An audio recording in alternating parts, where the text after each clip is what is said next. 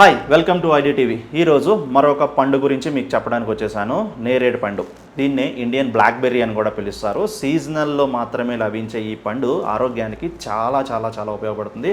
ముఖ్యంగా blood sugar, అలాగే రక్తం శుద్ధి చేయడంలోనూ, రోగ నిరోధక శక్తి పెంచడంలో కూడా ఈ నేరేడు పండు చాలా బాగా ఉపయోగపడుతుంది. కేవలం కొన్ని రోజులు మాత్రమే దొరికే ఈ నేరేడు పండుతో ఎన్ని ఉపయోగాలు ఉన్నాయో, అలాగే ఈ నేరేడు పండుతో తినకూడని కొన్ని పదార్థాలు కూడా ఉన్నాయి. అవేంటో చెప్తాను వినండి.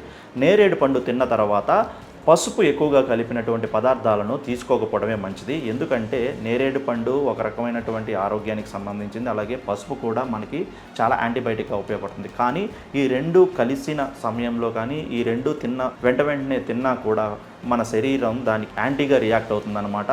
పాయిజన్గా మారే అవకాశంగా ఉంది. అలాగే పాలు తాగే ముందు కానీ, పాలు తాగిన తర్వాత కానీ నేరేడు పళ్ళు తినద్దు, లేదా నేరేడు పళ్ళు తిన్న తర్వాత వెంటనే పాలను తాకండి. ఎందుకంటే రెండు చలవ చేసే పదార్థాలే. అందుకనేసే వీటి రెండింటినీ కలిపి ఒకేసారి తీసుకోవడం వల్ల కానీ, వెంటనే తిన్నా కూడా చాలా ప్రాబ్లం అవుతుంది. గ్యాసు, ఉబ్బరము, కడుపు పట్టేసినట్టుగాను, అలాగే కొన్ని ఇబ్బందికరమైనటువంటి శరీర సమస్యలకు మీరు గురవుతారు. కాబట్టి పాలు తాగిన తర్వాత కానీ, లేదా నేరేడు పళ్ళు తిన్న తర్వాత కనీసం 1-2 గంటలు గ్యాప్ ఇచ్చిన తర్వాత మాత్రమే వీటి రెండిట్లో ఏదైనా ఒకటి మాత్రమే తినండి. ఇంకా మూడోది ఏంటంటే, నేరేడు పళ్ళు తిన్న టైంలో నూనెలో వేయించిన పదార్థాలు కానివ్వండి, లేదంటే స్వీట్ ఎక్కువగా ఉన్న పదార్థాలు కానివ్వండి, అస్సలు తినకండి.